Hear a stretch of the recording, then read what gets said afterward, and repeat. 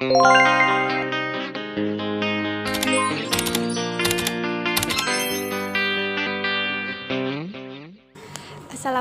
warahmatullahi wabarakatuh. Waalaikumsalam warahmatullahi wabarakatuh. Perkenalkan Kak, sebelumnya saya Lia Parwati dengan NIM 2223031010104 dari kelompok 7 Betty Newman. Sebelumnya apakah benar ini dengan Kak Siti Mabrurah? Nggih, benar.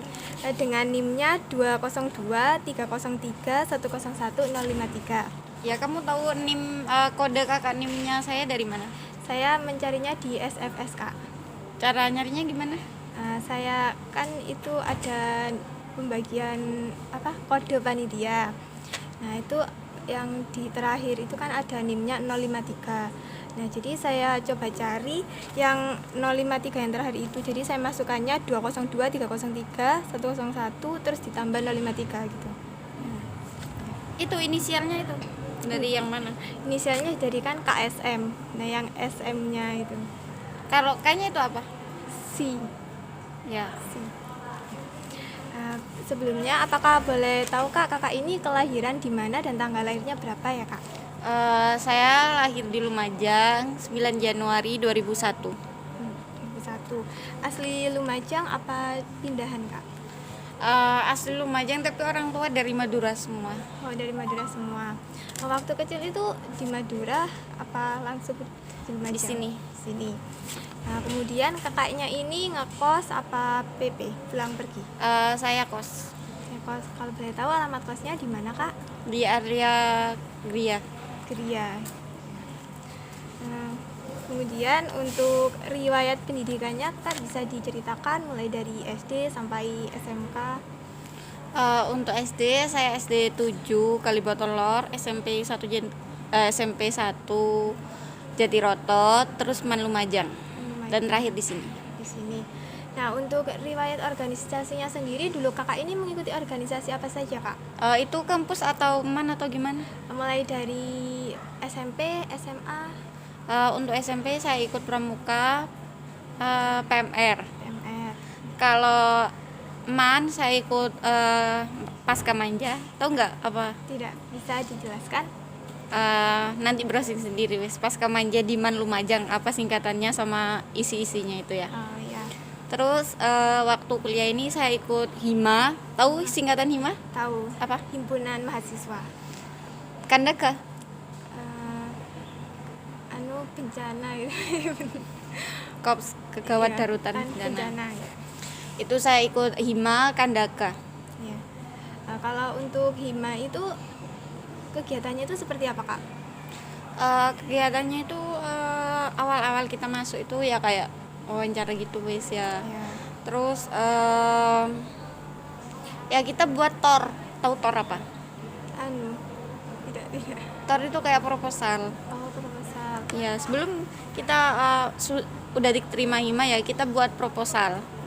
Proposal itu isinya terkait RAP, terkait isi mau acaranya kamu. Misal, aku kan kamu tahu aku divisi apa? Kesehatan. Kak bisa lihat dari mananya ke kesehatan? Kesehatan. Bukan. Apa yo?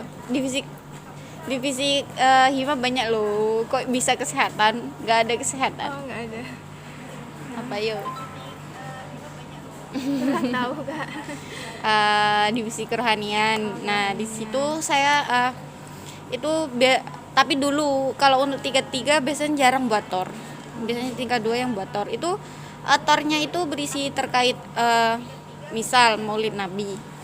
Maulid Nabi itu isinya itu penjelasan terkait Maulid Nabi dan kawan-kawannya dan anggaran yang dibutuhkan buat Maulid Nabi itu.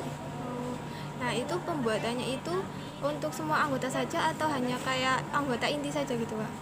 Bukan, itu kan saya divisi kerohanian. Nah, itu saya kan sudah tingkat 3 jadi gak buat tor dan saya sudah buat tor dulu. Ya. Waktu pertama-tama ikut HIMA itu.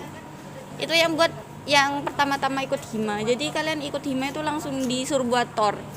Kadang ada yang nggak disuruh buat tor soalnya tornya cuma dikit. Nanti browsing wes apa singkatannya tor.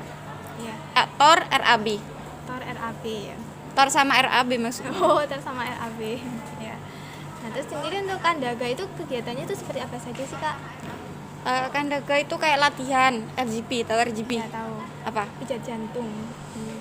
Ya, itu RGP, terus kayak ada acara kayak apa di tsunami bukan, Semeru ini loh. Semeru, oh iya, Semeru. Semeru itu kan kita jadi relawan di sana. Kemarin kakaknya ikut? Enggak, saya waktu itu ada acara hima sama pulang. Oh, jadi nggak bisa ikut ya, kayak. Terus kan dulu kakak ini PPMB-nya online apa offline? Online. Nah, menurut kakak nih, kan kakak sekarang jadi panitia PPMB offline. Ya. Nah, menurut kakak lebih enakan mana, online apa offline? Kalau saya jadi panitianya saya suka offline, tapi kalau saya jadi pesertanya saya suka online. Ya, alasannya kenapa kak kalau suka online? Kalau saya jadi panitia suka offline itu kita bakalan tahu wajahnya kayak gini-gini, karakternya gini-gini. Kalau lewat Zoom kan masih nebak-nebak karakternya kayak gini gitu. Yeah. Terus kalau ini kan katanya kan sebagai peserta kan lebih suka online. Nah, itu alasannya kenapa? Satu, irit bensin. Yeah. Dua, kita bisa merenungkan tugasnya sendiri. Tapi gak enaknya itu banyak gak enaknya sih. Gak enaknya apa saja? Ya kita masih kak stres sendiri mikirin tugas. Soalnya kan tugas kelompok. Belum tentu teman-teman di grup itu bakalan merespon chat dari ketuanya itu. Iya. Terus kan sebelumnya kuliahnya ini kan juga online. Ya. Nah, kesan-kesannya setelah offline ini bagaimana kak, bisa diceritakan? Kalau aku ya kalau offline itu kuliahnya itu lebih suka. Soalnya kalau di rumah aku sering nggak dengarkan dosennya tuh. Jadi lebih baik offline. Kalau offline itu nggak langsung paham gitu. Kalau kan aduh malu aku mau tanya, mau speak up ke dosennya tuh malu biasanya kalau Zoom. Tapi kalau offline lebih enak gitu ya. Iya. Nah, terus untuk penugasannya sendiri itu bagaimana kak? Penugasan kuliahnya? Ya sama aja sih, offline sama online. Sama aja. Sama-sama sulit dan ada yang gampang sih, tapi sedikit. Terus kakak kan mengikuti organisasi hima dan juga Kandaga. Terus ada kuliah juga, pasti kan sibuk banget, tugasnya banyak. Nah, bagaimana cara kakak untuk membagi waktu antara kuliah dan juga berorganisasi? Saya ambil yang terpenting dulu. Misal kuliah ada tugas mepet deadline, ya ngerjakan yang kuliah dulu. Baru kalau ada acara hima langsung ke himanya gitu. Kayak kemarin itu saya ada Zoom dengan Pak Udin. Dan juga ada rapat hima. Nah itu saya ambil Zoom dulu, Zoom dengan Pak Udin, soalnya itu kan menentukan masa depan saya terkait konsultasi LTA itu. Jadi saya ambil Zoom dulu, baru setelah rapat dengan Pak Udin, kemudian saya acara hima. Tapi kan biasanya itu pasti panitia hima itu pasti maksudnya anak hima itu pasti memaklumi kalau ada kayak gitu. Berarti misalnya kayak telat tapi alasannya jelas itu boleh ya kak ya? Tapi harus izin dulu. Kemudian kakak sebelumnya masuk ke sini ini lewat jalur apa kak? Kamu jalur apa? Saya SBMP TBR. Saya PMDK. Nah daftarnya ini hanya PMDK langsung di sini berarti ya. Nah itu keinginan orang tua atau kakak sendiri? Keinginan sendiri. Mengapa kakak memilih UNED ini? Kenapa tidak kampus-kampus yang lain? Padahal kan kayak banyak yang lebih unggul gitu, yang lebih favorit gitu. Soalnya saya daftar Simama, Senam, itu gak keterima. Dan saya malas mau SBMPTN. Tuh. Makanya kalau udah ada peluang ngapain nyari yang susah? Jadi lebih baik PMDK. Ya, benar-benar. Kemudian kesan-kesannya selama menjadi panitia apa saja kak? Aku nggak tahu kalau kesannya aku tahunya cuma pesan. Iya, pesannya. Nah, menurutku kan aku udah 2 kali jadi panitia PPMB. Nah, Iya. itu juga CE KPP juga. Oh ya. Nah, menurutku kalau dari untuk kalian itu kalian udah bagus ya. Walaupun aku biasanya chat Jawa, kalian itu tetap chat bahasa Indonesia dengan baik dan benar dan sopan gitu. Gak tahu kalau langsung. Iya. Ya. Tapi kalau tahun kemarin itu aku chat Jawa, mereka juga chat Jawa. Iya. Terus aku kan kemarin itu sih duduk di sana sama panitia yang lain. Iya. Yang di depannya resepsionis itu kan banyak panitia sih, tapi panitianya nggak ikut soalnya ada acara simulasi Gadar tingkat 3. Iya. Itu ada Pak Udin di sana. Tapi kalian itu nggak permisi Pak mau lewat gitu. Nggak ada yang bilang, kalian langsung bek jalan ke tingkat itu. Kan seharusnya bilang permisi Pak, itu dosennya kalian padahal. Tuh. Jadi kalau etika bertemu secara langsung jadi menurutku tuh kurang. Tapi kalau di chat udah bagus. Kemudian untuk perbedaannya sendiri antara saya kan tingkat 1 gitu dengan tingkat 2 ini menurut kakak bagaimana? Kan kakak tingkat 2 kan online dan kita kan offline gitu. Menurutku antara tingkat 1 sama tingkat 2 lebih bagus tingkat 1 sih. Soalnya kan mereka online.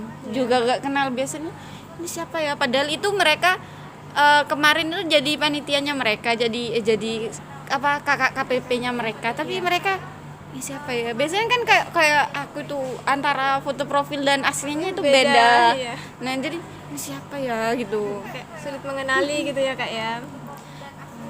Kemudian kesan saya untuk kakak panitia dan juga kakak ya, pesan saya selama mengikuti ospek ini saya merasa senang dan juga saya merasa lebih disiplin lagi, meskipun kakak-kakaknya ini kayak lebih tegas dan juga marah, tetapi marahnya itu karena kami ingin lebih disiplin lagi dan juga kami lebih sopan lagi gitu.